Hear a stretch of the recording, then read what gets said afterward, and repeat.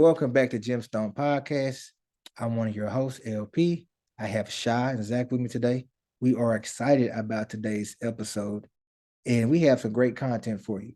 But before we get started, don't forget to subscribe and like and share to our podcast. You can find us on Apple Podcasts, Spotify Anchor Podcasts, Amazon Podcasts, Pandora Podcasts, and you can also send us mail to gemstonepodcast@gmail.com. That is gemstonepodcast@gmail.com.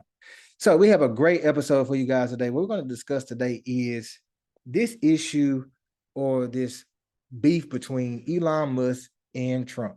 So I want to ask you guys' take on this because, they're beefing about the one big beautiful bill.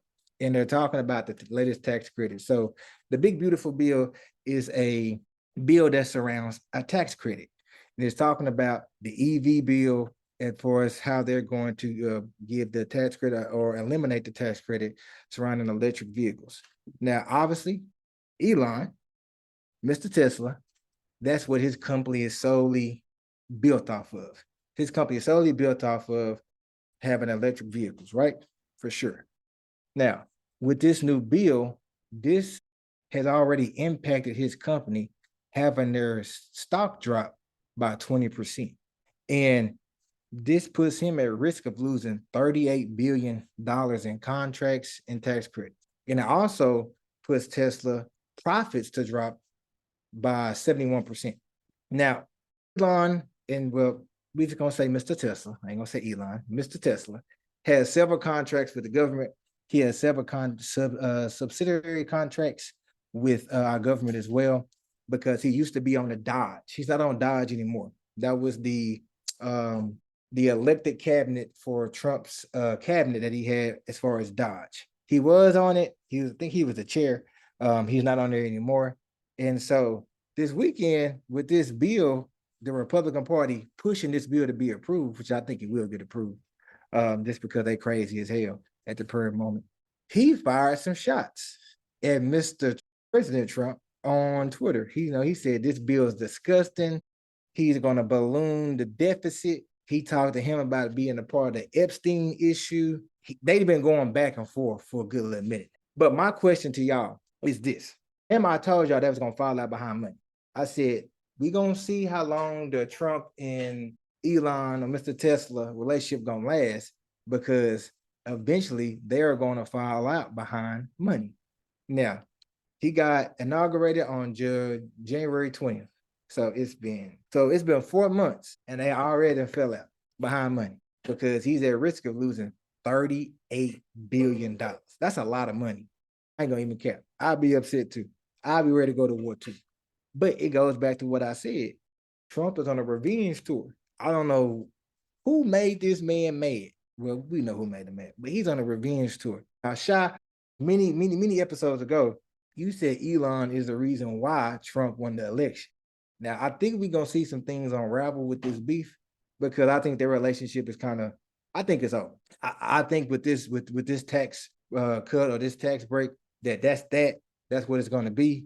I mean, someone who you have built a relationship has threatened to have you to lose $38 billion. That's your livelihood. That's how you take care of your kids. That's a lot of money. So I think this relationship is going to be, or it could be smoke and mirrors. It could be something that they have planned out to distract us from something else. But I told y'all they was going to fall out. I want y'all to take on it. How y'all feel about it? What's up? Well, I guess I'll go first. Yeah, definitely. So I truly believe that Elon did help Trump win the election because of the service. I forgot what the system was called.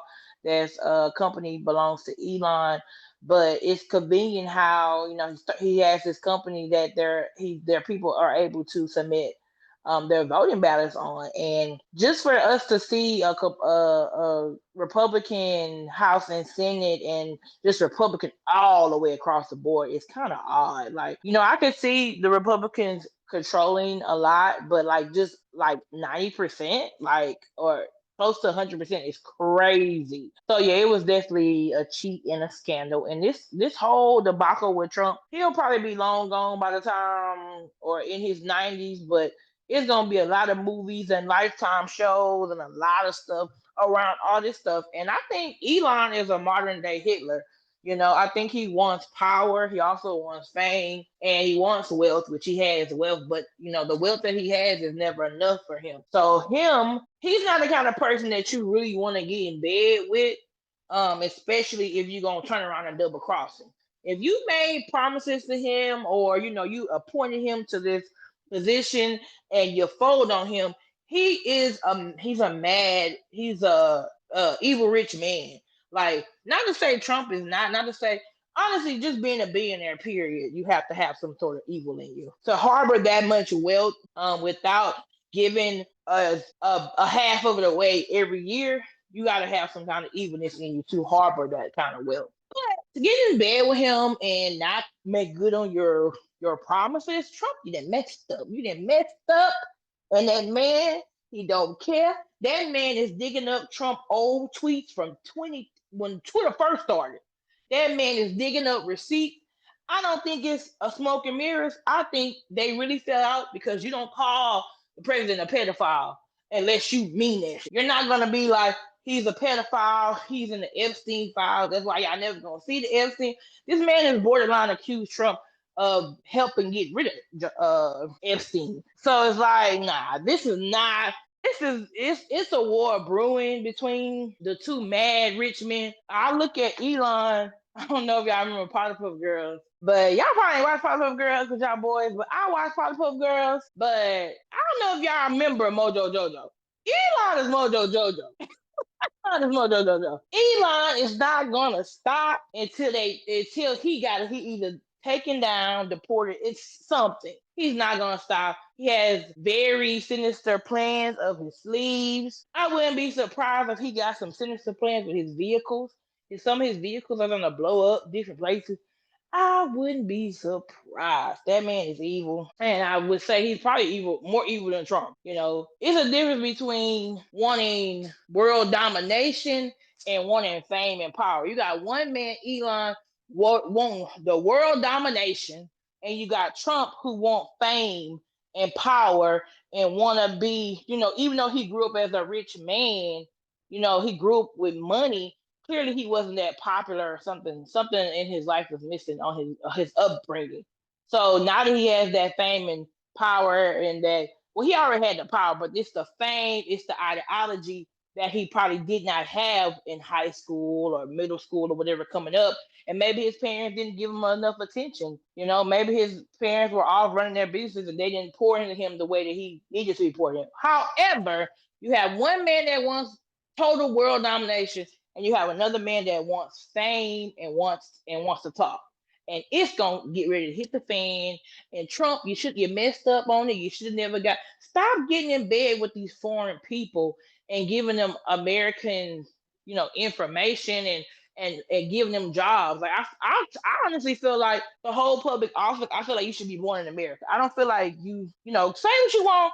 I feel like if you want to have a public office job or any kind of government official job, like in that capacity, like the level that Elon, that the all up there like that, what his role was, I feel like you should be born in America, because we didn't see it's been too many. Nah, we need to be born in America. You need to be born in America, you need to be an American citizen. But yeah, that's my take on it. No president or vice president or what's the other one? Secretary of State, any of those high profile roles, head of the FBI, you need to be an American citizen, born in America or born in the territories. That's another opinion of mine. Took myself out just now. All right, let me get in and get this. Before we get started, we're gonna go ahead and hit it with a allegedly for everything Shaw just said, because we do love to record every now and then. But I can agree. I feel like some things, I feel like we've known this was gonna happen, like we've all said. I agree with Shaw when she says that I feel like Mr. Tesla did a lot of work to help him get to where he got to with his company, his computer systems, and all that software to help push the narrative for him being the president so much. We already knew he was going to be president. We said it, even though we didn't want to believe it. We all can agree that we did know he was going to be, or have the strongest chance of being president. And to see these two fall out is, from a bystander on the outside looking in, it's comical. But then it's scary as also because you don't know what's going to happen with these two people, because we all know that Elon got some dirt now because he done been in there. He might have done seen some top secret files, or he might have done got somebody that got some files that done told him something. Like, it's a whole lot of stuff that can be going on in that scenario right now. A whole lot of stuff could be just out there floating. He said what he said. He said, I'm going to leave this tweet here. He deleted that tweet, but he said what he said when he said he was a part of the Epstein case. Trump don't let a lot of things out. He never let the Epstein out as of yet. So maybe there could be some truth to that. You never know. But I do agree with y'all say also about if he took 30 million from me, or 30 billion, whatever you said it was, Lance, I'd be fighting too. Boy, 30 million?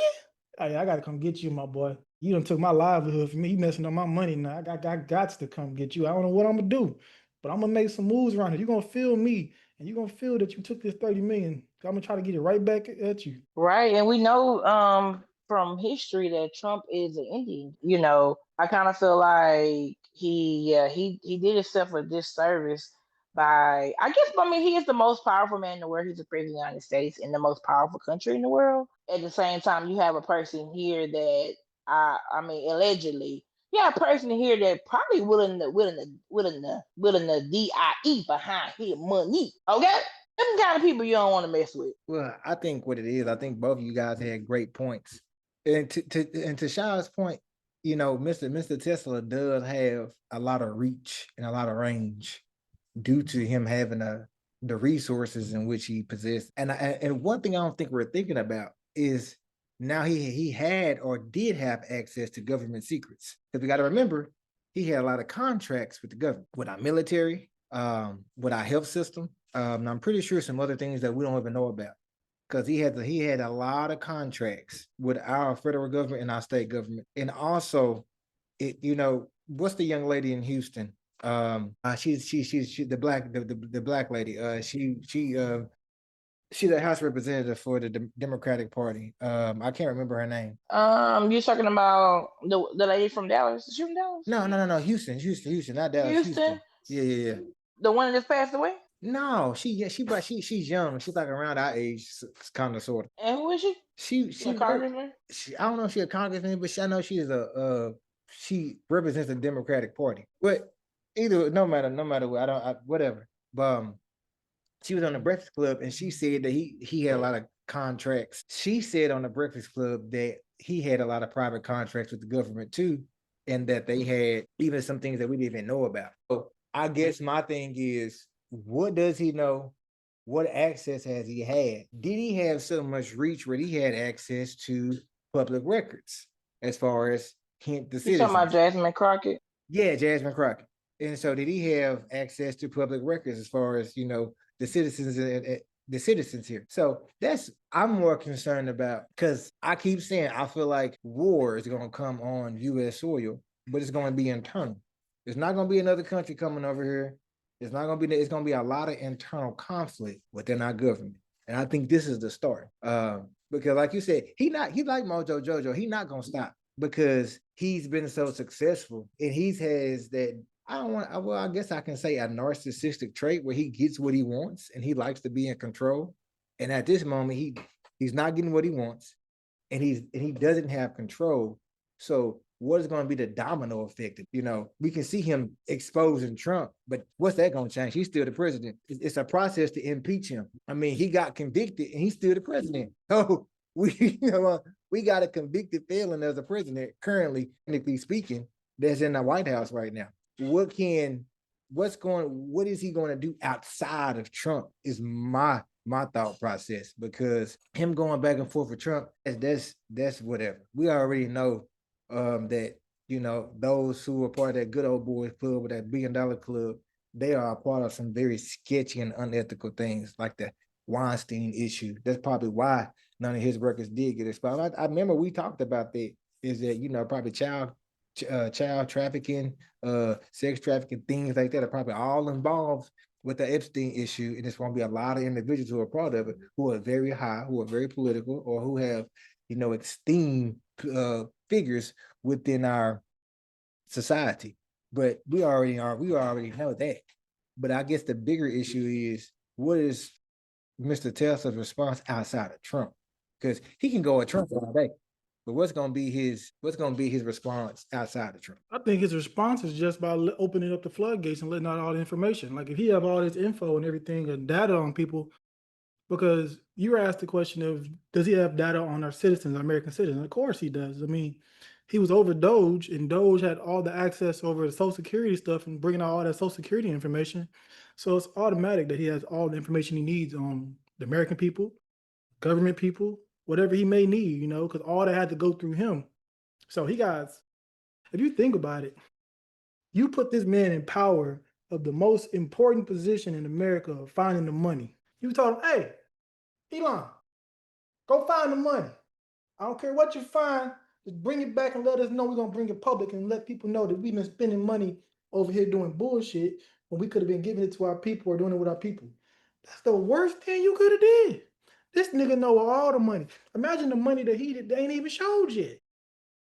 He can let some things out and we ain't gonna know what to do. He can cripple us probably, if you really think about it. Yeah, it's definitely not over. You know, I think he's gonna keep going till eventually. I mean, let's say for this, how can the Trump administration protect themselves if this man is willing to go, let's say hypothetically, if he is willing to go so far as to start, you know, letting the chopper sing, um, how can the Trump administration protect themselves when he was a government employee for them? You know, clearly him and Trump. I remember I saw a picture with him, Trump, and Caitlyn Jenner, used to be Bruce Jenner, all together at an event. So y'all guys been intertwined for a while.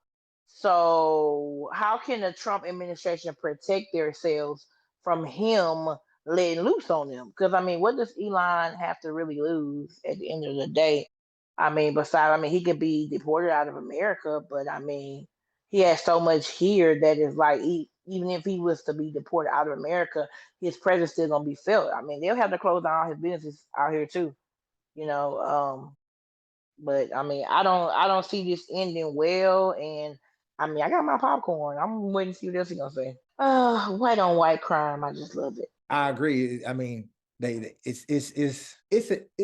a national security issue from my perspective. Like I keep saying, because if we have an individual who is at risk of losing $38 billion, and that's just and you know that's a lot of money. I mean, I don't think of us can fathom how much money that is. And he is now, you know, opening the floodgates, like you said, Zach. But I guess in layman terms, if someone was going to threaten us or me and my family, me and my wife, and say they're going to take our finances away some type of way, right? We're going to respond in a very aggressive manner, because now you're threatening the livelihood of how we take care of children and just have an overarching taking care of everything surrounding all things, right?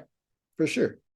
So that's my question, is how is he going to respond outside of simply just opening the floodgates?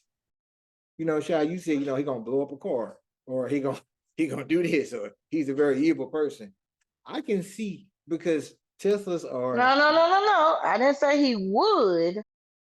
I said he had the power to. I said, what if he, okay. like My a fault, my bad, my bad. Like a Jim Jones situation where all of my followers, you know, blow your cars up. You know what I'm saying? Yeah, Like okay, something like that. my bad. I didn't mean to say, okay, so he has the power to, you know, create a riot, so to speak, with his customers that have Teslas. And if he has influence such as that, I mean, you know, we had the insurrection, right? Where they stormed the Capitol. They were stealing stuff, blah, blah, blah, blah. You know, Trump did what he did. They stormed the Capitol. What influence is he gonna have? You know what I'm saying? If he goes out and puts a bounty on heads, or starts saying he gives rewards or whatever it may be. I mean, we don't know what this man may do. He may just come out here and act the fool. We don't really know. So I think, like you said, it's more to come. We're gonna really see what happens. We're gonna get to, a lot's gonna be exposed. And man, it just keeps it just I just feel bad for us as a society because, like I said, every time we record, each time we record, we're going further and further downhill because we're a progressive country and we're regressing by the week, by the month, and by the day, and by the hour because of the administration that we have in office. And it's really sad that we, as individuals, selected these people to be in office. So it's crazy. I got a question though, because you just brought something up just a minute ago. Do you think Elon has as much pull as Trump to be able to pull off a capital situation? 'Cause I don't think he got that much juice. Does he got some juice? Yeah, but does he got that much juice? Trump is a once in a lifetime type of man right now. Man, I think Elon might have more juice behind closed doors. Just because of, I'm gonna keep saying, his reach. We don't like if you have like Bezos. Bezos got a lot of pull. You know what I'm saying? Like these billionaires have a lot of pull, have a lot of reach. We just don't know. You know what I'm saying? They in rooms that we don't even have privy information to even know that they're in that room. They produce things and have contracts with different companies and organizations and military contracts that we don't even know. Like, Amazon had a contract for facial recognition. Did nobody know that? But they had a private contract to do facial recognition technology and science research and to develop products surrounding it. So this man's talking about building underground tunnels. So has he developed an underground city somewhere? We don't know what's going on. We don't know who he has in his pocket. He could have a social media influence in his pocket that could speak on his behalf, that can have influence and do an uprising like the Capitol. So that's my thoughts on it.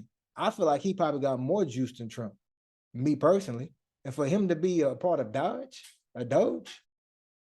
this out of nowhere, he gets elected and gets on the cabinet, that's something that's huge.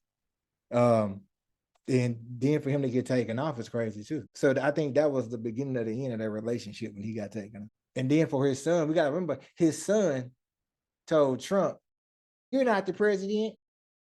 Don't forget that too. So we don't know how much pull or juice that man really got. I think it's a lot of things behind closed doors we don't know. What you think, Shy? You think he got the juice? You talking about Mr. Tesla? I don't call him Mr. I'm calling him Tesla. You think he got the juice? I think he absolutely does. I think over the last decade, he has planted himself on American soil for a reason. He has moved his companies here. He has opened companies here. He has come to places like Texas that has endless amount of land and property where he can build. He can build a chamber of Elon, whatever that is. Like he's made sure that his footprints are on his soil. Like so, it's like, and then he gets a high position in an administration, and he's all in the White House. And who knows what he's taking pictures with his phone of? Who knows what files he has access to? Who knows? Who knows what he has up his sleeve? Like to me, he's the kind of person that probably has been plotting on this for 25 years. You know what I'm saying? He's the kind of person that sits back and has plan A, B, C, and D. And if this all don't work, I'm gonna just jump off the bridge or whatever. Like he's to me, he's that kind of person. So yeah, he ain't gonna stop. The only way he gonna stop is if it's gonna be a good reason. Like it's gonna be something that Trump might have, because Trump got his people too. Trump come from a long line of people with shady behavior, all the way back to before they got to America. Because Trump is a descendant of immigrants. Funny how these policies they have in place. When your wife is an immigrant, you're technically your son is what do they call it? Y'all deporting people with parents that are not citizens. Yet your wife is not your wife is not American, so that means your son would be deported with her, right? And anyways, I'm not going. Let me not. But yeah, so unless Trump has something on Elon, deep enough to stop him from talking, that's the only way. But I'll be watching. I just saw what he posted earlier. This man is pulling up stuff that Trump said like 2011. Because he bought Twitter. So whatever files of information, like this man is literally pulling up old stuff Trump said and said, remember you said this? You didn't do that, did you? Like he's literally going down a rabbit hole. And like I said, he's not the kind of person that you should, especially when you got intertwined in your business. So yeah, he's not gonna no.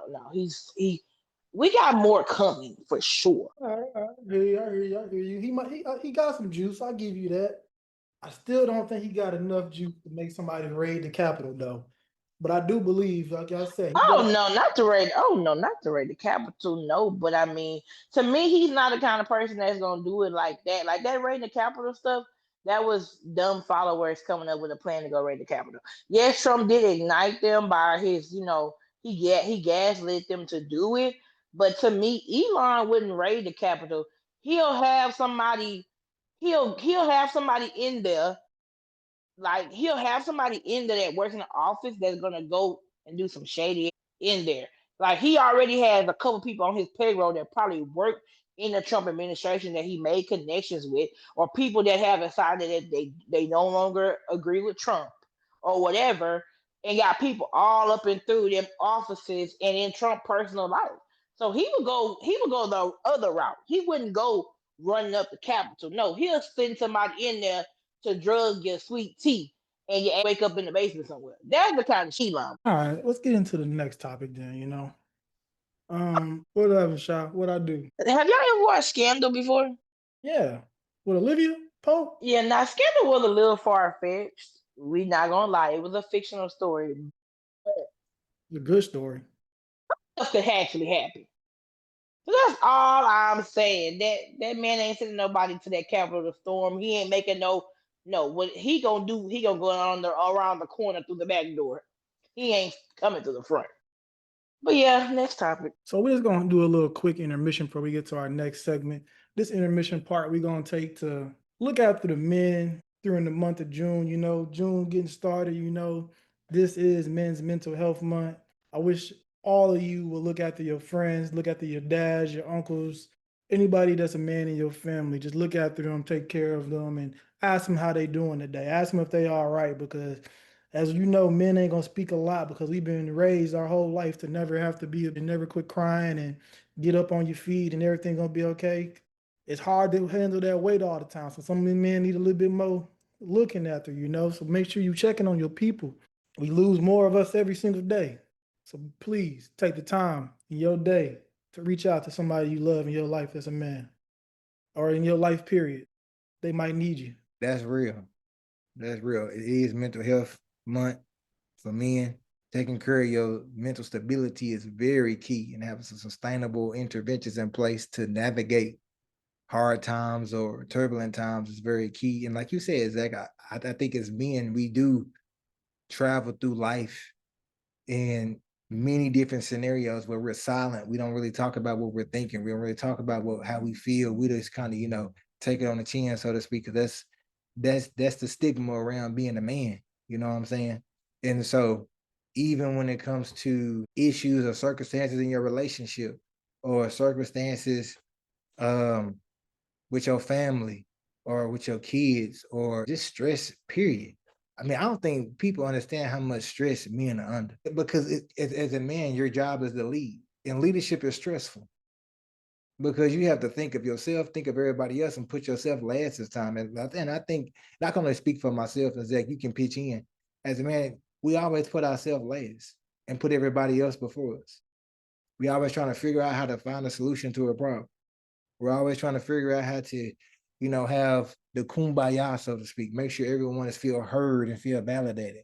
And at times we put ourselves last and we forget that we got to be heard. We got to be validated as well. And that does take a toll on your mental health. And we can punching bags, we can run miles, we can lift weights, we can drink, smoke, whatever you do. Some of those aren't healthy interventions, but whatever you may do to give your mind peace at that particular moment, we can do it just so much before, eventually you snap. So it is mental health month. If you've been giving a man a hard time or kind of showing out a little bit, take this moment to, apologize and treat them. And Father's Day is next week. So make sure if he is a father and a good father, because we got a lot of men out here who have kids that aren't fathers, but those who are, make sure you get them kudos, because being a father comes with a lot of sacrifice too. But that's my 2 cents on it. If I may, you're right, LP, because as a man that's being raised a man, we have to be taught to be so hard and how not to show weakness and stuff, which I hate now that I think about it. Like, I'm glad I got it because, yeah, it made me stronger to handle the real world and take on some of these responsibilities sometimes. But it's worse because it's like when you grew up, I don't know how it was for you, LP, but for me, I know you couldn't do all that crying stuff. Like, crying was for sissies. You was a punk. You wouldn't none of that stuff. I know all these words or terms are not good to hear now, so I apologize for that. But those what the terms were when you was a kid for me. I know I broke my wrist one time and I didn't cry because my dad said, "Hey, stop all that crying." I didn't even know I broke my wrist till I went home and my mom touched my wrist and said, "What's wrong with your wrist?" So I just hurt. Go to the doctor, find out I broke my stuff smooth down the middle of my hand. And the only reason I didn't know about it then because you got to be that tough guy, be that guy that doesn't cry and stuff like that. We get pushed from young ages to show those type of traits, and then it's always hard to break those traits because now they've been engraved into us. I think you're 100% right or correct. I think, and I'm speaking from a Black male perspective. I don't know how any other culture is raised. I don't know how I was raised. I'm a Black male, and I'm a millennial. And is you were told that, what I'm saying? I even find myself to this day, because I got 2 boys, 2 girls and 2 boys. And I'm real soft with the girls, but I'm hard with the boys. Even, hey man, what you doing all that whining for? Stop all that. And I have to catch myself sometimes to allow them to be expressive too, and not try to tell them to bottle those things up.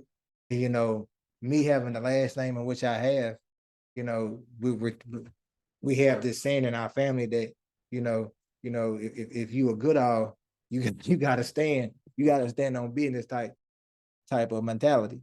So it's very difficult to navigate that, and then to raise kids to try to, I wouldn't say buckle the system, but go against it.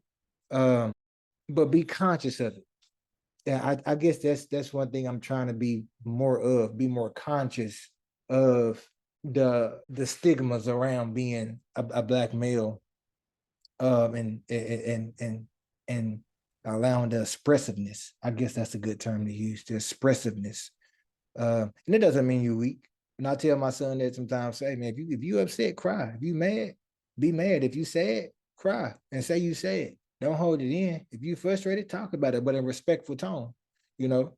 And it's just hard because we just come from that culture. I mean, that's a cultural thing, I think, of being Black Americans. And I think, because of slavery, because of how our grandparents and then our parents was raised, and how hard times were, segregation and scratching and clawing to, get a seat at the table and try to get equal pay and equal rights. I think that kind of weighed on us, especially as Black men, because we're being removed from the household way back in the Jim Crow area, being removed from the household, having housing, then having to, kind of go back and forth with, our women to try to have that position of power. And I think that has trickled down generation to generation in some type of way. And we still kind of struggle with it. But it is mental health month. So I hope we if you're listening, just check on your people, like Zach said. Now going on to the next segment. Shy, what you got for us today, babe? All right. So today, I have a topic here. I wanted to see what you guys think about it. So my topic for today is Black supremacy, aka Black supremacist. So Black supremacy is a belief system that asserts the inherent superiority of Black people over over those of other races. While it is a racial supremacist ideology, it also is different from white supremacy, which is the belief in the inherent superiority of white people. Black nationalism, is related but distinct concept, is often rejected as being a synopsis with black supremacy, and it emphasizes anti-racism and self-determination of black people. Right. So that's the definition of black supremacy. With that being said, blacks. So I consider myself a black supremacist. With black supremacy, like the definition states, it's different from white supremacy, because white supremacy is based around really, it's they're similar, but they're different. Like the black supremacy, right? It's about anti-racism. It emphasizes anti-racism and self-determination of black people, whether it's being like, okay, black people, like we create our own towns, our own businesses, our own banks, anything that we can thrive in our own communities together, right? While white supremacy is a system in place to tear down other cultures and other races and other people of their white supremacy affects all. Black supremacy doesn't affect anyone. It's just the ideology that we are, like that we should. It's a belief system that we should promote ourselves, and that's what I believe in. Speaking of, Juneteenth is coming up. Juneteenth was the day that slavery was freed. And so I just feel like, it's a federal holiday as well now, to commemorate the ending of slavery. So yeah, it's an emancipation day for us all, right? Which I'm thankful that it's still a federal holiday. I ain't gonna lie, I was kind of like afraid it was gonna be taken from us. It is still a federal holiday. So like I said, I look at myself as a black supremacist because, I try to my best, like not every day, but I try to support black businesses. I try to eat at black restaurants as much as I can. I try to black, even if I'm shopping on, yeah, okay, even if you're shopping on like Target, Sheen, and places like that, I try to shop from the black designers. Because even though Sheen is still gonna get a cut of what I'm purchasing, that black designer also gets a cut as well. So I try to at least shop with black owned, right? Eat at, like I said, eat at black owned restaurants. I go to black owned bars. I try to shop black first before I shop anywhere else if I can, if I'm able to. And also, I do believe that we are superior because honestly and truly, like just on the grand scheme of things, um, and this is not specific to each person, but overall, black people are better in a lot of different things. Like we're better in education, we're better in sports. We're better in entertainment. We're better in politics. We're better looking. Our women are more attractive typically. Any woman that has any ounce of African descent, whether it be it doesn't matter whether you're African American, whether you're Dominican, whether you're West African, East African. It does, or Nigerian. It does not matter. That drop or that ounce of you're just better looking. If I'm gonna be honest, but let me get back serious. But so yeah, I feel like overall our food is better, you know, even though our food is broken up with different cultures, but overall, all of our food that we eat dates back to Africa. Like all of our food that we eat now, the traditional dishes that we make, our gumbos, our barbecue, all that stuff dates back to Africa. So even though we mix things up, we've added our tweaks depending on what side of the world you're from. But just overall, we have a magic about us. Our melanin is worth more than anything in this world. Your melanin, your fiber, your being is worth more than anything in this world. So that's why I just feel like we're just a superior race. They're still using our body parts for studies. Like Henrietta, I think her last name is Latham. She's still being studied. That lady has been passed on many years. Sarah Bartman's body is still being studied in Paris. You know what I'm saying? So they're still studying us. They're still obsessed with who we are. And that's not just one particular race. This is like overall. So yeah, that's my take on it. I feel like we are a superior race just because the world started in the motherland, right? I watched this vlog today. This girl, she went to Egypt. First time visiting Egypt. She went to a few countries, and she started in Morocco. Then she went to Egypt, and she went to a few areas in Egypt. And just from the pyramids and from the stuff that she showed, like how many of the statues they had broken the noses off of, and just the people over there. And people were trying to say like the Egyptians were white Greek. Okay, yes, that's true. Just like not that that's true, but they can be because people travel, different cultures and races mixed together. But at the end of the day, Egypt is in Africa. So we all started in the motherland. The first known people in the world were in Africa. Adam and Eve was over there. Jordan, um, the Holy Lands is not too far. That was all one place at one point in time before it was broken off into different sections. So yeah, I feel like my melanin is power. I did my family tree. I do have some Arcadians in my family. I have some people in my family that came from Canada, migrated to Louisiana. They had slaves and they intertwined with their slaves. Prior to that, we were in Canada. Like we were there already. We were around the world already. Like we were already there. A lot of things that they showed growing up in on TV was not the true depiction of Africa. And I just feel like we're just superior just because we're like everything. These motherfuckers can't even stand in the sun that long. We are strong, we're noble, our melanin is worth more than anything in this world. That is the most powerful thing that like in the world.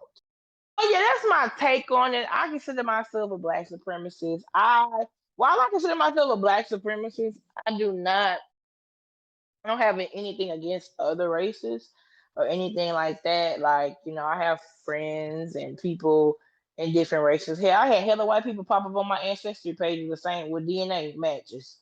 But I do understand that I come from royalty. I come from the motherland.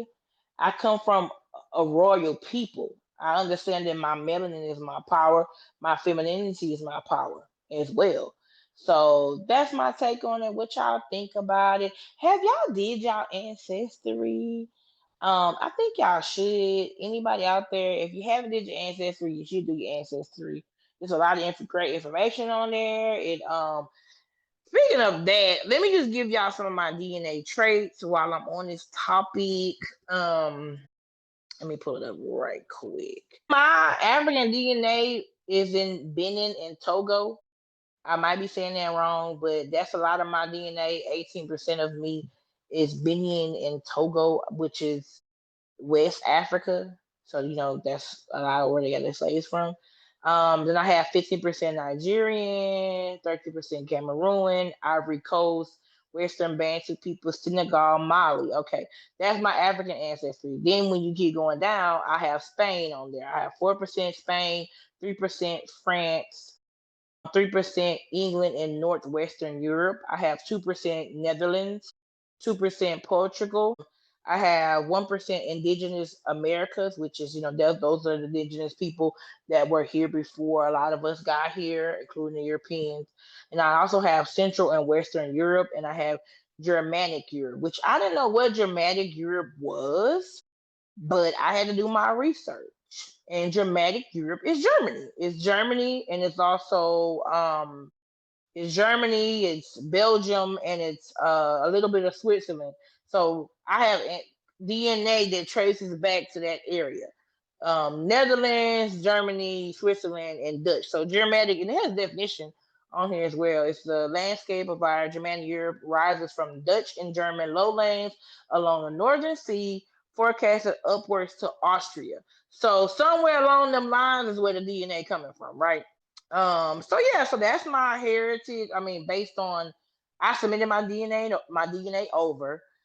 So that's where a lot of my DNA is coming from. But I found it interesting that out of all the European countries, well, first of all, out of all the African countries, I had the most in Benin and Togo, which I've never researched that area. But my second most was Nigeria and Cameroon. And I love Nigerian food. I love Nigerian food. I like Nigerian food is it's amazing. Nigerian food is so close to Creole food. It's just some different spices, but I love Nigerian food, so I find that interesting. And Ghana, I have 11% Ivory Coast in Ghana, and Ghana is one of the countries that I really, really, really want to go to.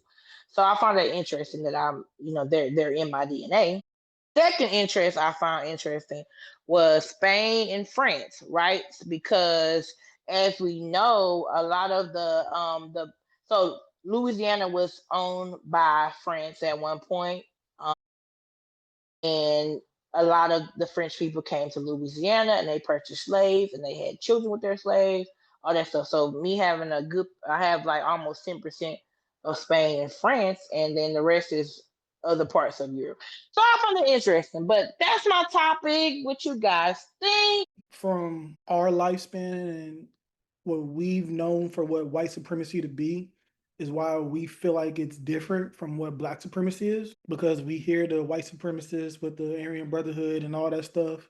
We never really hear black supremacy besides for black power, you know?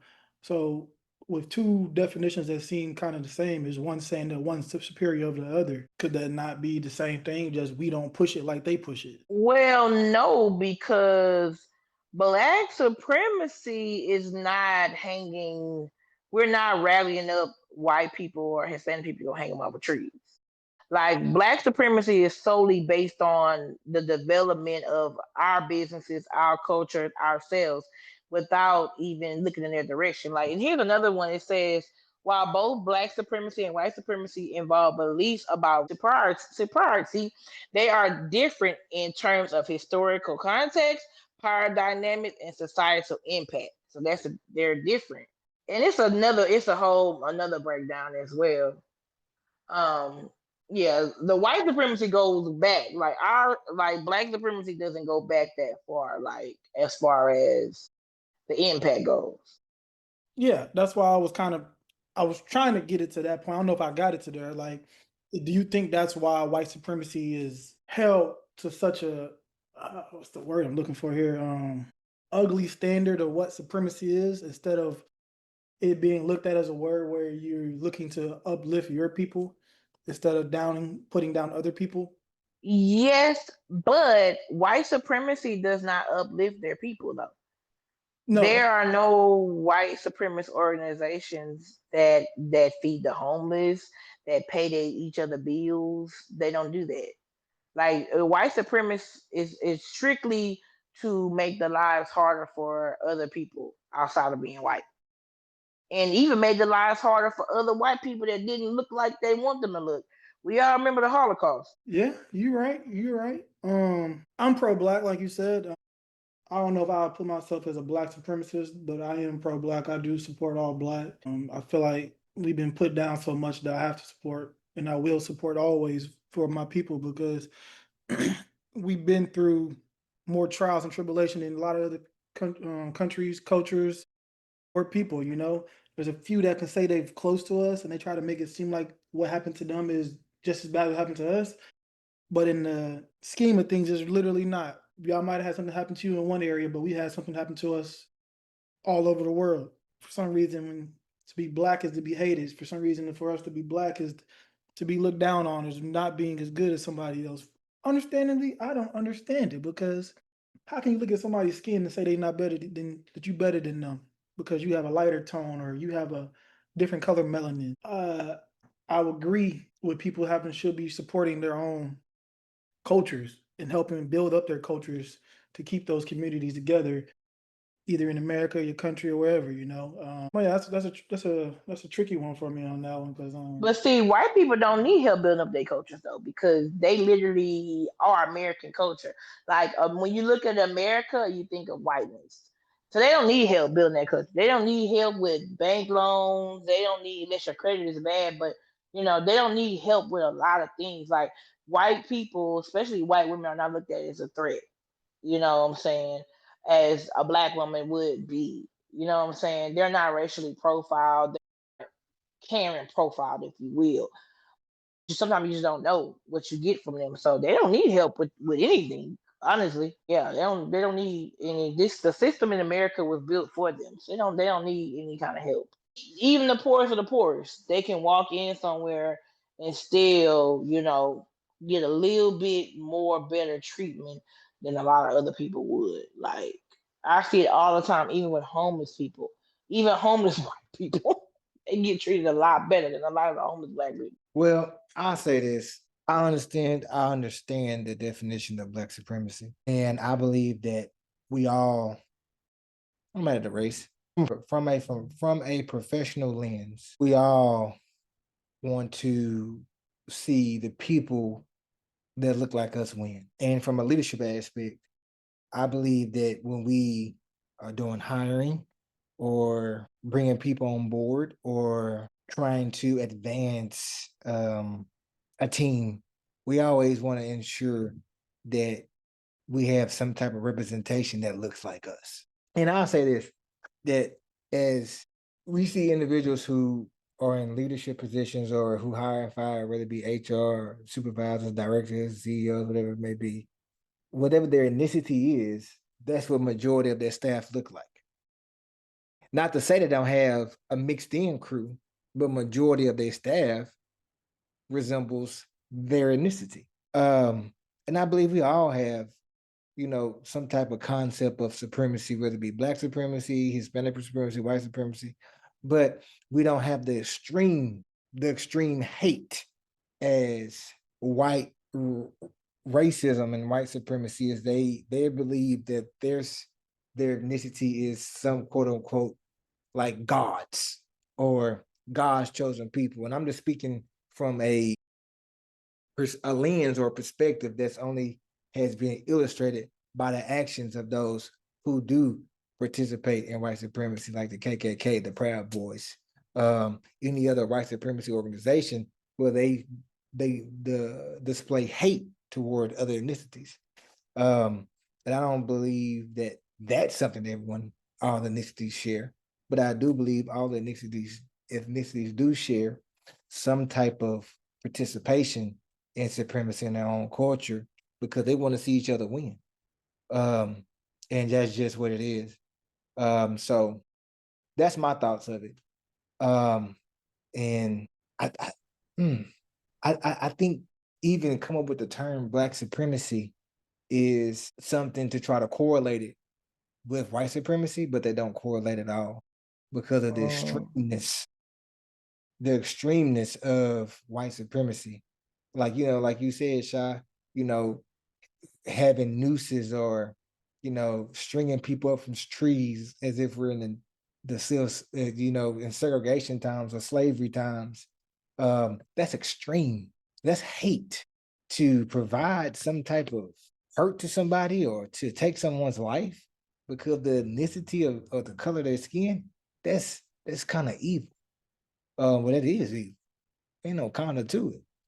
Because it's just wrong in so many aspects. But that's my take on it when it comes to black supremacy. I believe we all, as a culture, have some type of aspect of that supremacy when it regards to our people. And what about those who are, who are multiracial? Who do they identify with more? Because I think now in society, we have a lot of that now, multiracial cultures whether someone is black and white or Hispanic or black and Hispanic or whatever it may be. We have a lot of that now. Now, what type of operation or behavior do they operate in? Are they trying to advance both races because they have, they can relate to both? I can relate to the Caucasian race and I can relate to the black race. Or do they cater to one side more than the other? So I think that's a big conversation too, though, Shy.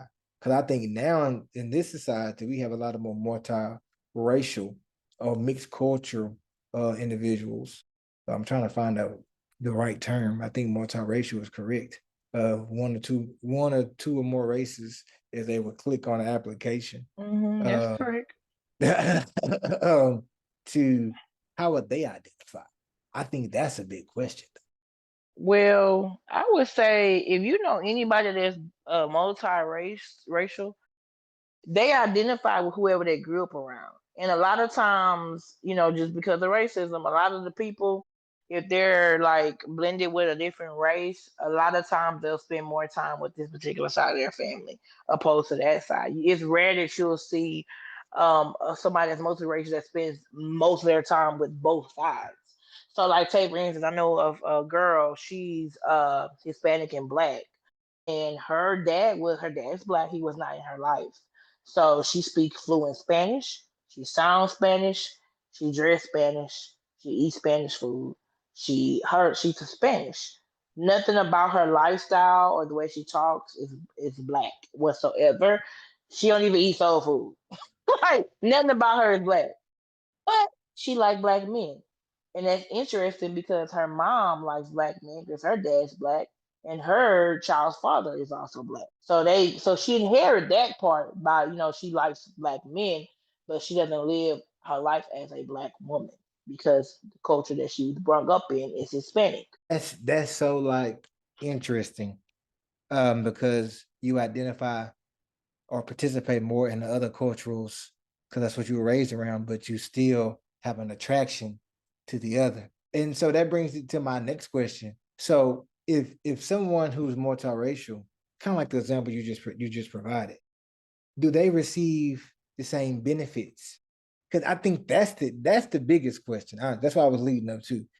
Do they receive the same benefits like someone who is black, who has a black mother and a black father? Do they see the same benefits as a white Caucasian, or do they receive less because of they have their father's black, so they don't have all the Caucasian traits, so to speak, in their presentation, or they don't display all that in their physique or their physicality, so they receive all the same benefits, or they slighted, and vice versa. If I identify more with this particular race, but I look more like this race, do I still receive the same benefits or the same acceptance? I guess the word I'm looking for surrounding this race, or do I have the same struggles? I mean, I think it's a very convoluted question for sure in situation, but how does one navigate that? Well, I'm gonna say this. It depends on your family too, though, because sometimes when you biracial, the other side might not accept you, and that could go, well, not really black people. Black people, we're typically accepting of everyone, but typically the other side might not accept you. So it kind of just depends on which you benefit from. But say for instance, if you have a white mother, but she has one thing I've always noticed. I had a friend growing up. She's biracial, but it's a difference with a when you have a white mother that has black women friends.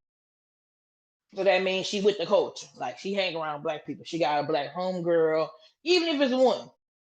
Or you have a white mother that has no black friends. She don't go to black churches. She don't like R&B music. She don't even know who Frankie Beverly Mays is. There is a difference on how you're gonna act. You know, if you got a white mama that's down with the culture, but if you got a white mama that literally, I have a cousin right now. Hopefully he don't ever listen to this.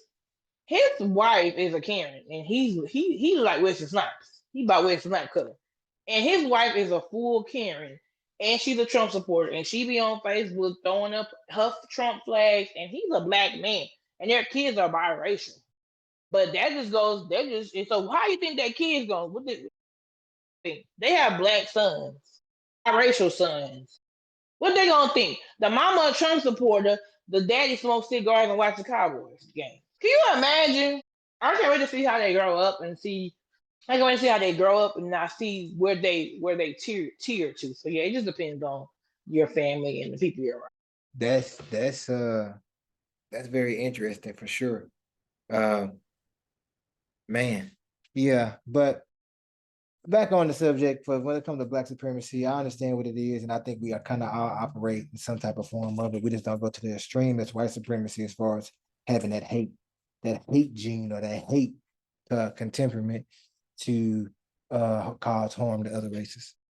Would you like to add anything else there? No, I pretty much said what I was saying. Like Lance came in, and what he said, I was basically trying to get out to is that they kind of the same definition. They are the same definition, but I feel like the extreme that white people put, some white people have put towards the white supremacy has made it to where it is today with the lynching and hanging and stuff. And I get the definitions, but yeah, it's just some bad. It's bad that people can take things and run with them, and it can change a whole aspect on a wording or things that's said, kind of like we do every day. Yeah, I think that's kind of concludes our segment. We really appreciate you guys for listening. Hopefully we provided you guys with some great content and some great table conversation to even have with your loved ones and friends. Remember to go like and share this podcast. Now we're on Apple Podcasts now. We're on Amazon Podcasts, Pandora Podcasts, and Amazon Podcasts as well, and Spotify Anchor. So don't forget to like and share. You can always send us mail. We do have some mail, and I think the Gmail we haven't got to. You can send it to gemstonepodcast@gmail.com. gemstonepodcast@gmail.com. Send us stories. We love to read you guys stories and love to talk about how to best support you and give you some guidance from our perspective. We really appreciate you guys. CLP signing out. Bye, y'all. Have a good evening. See y'all next week. Yeah, have a blessed day, y'all. See y'all soon.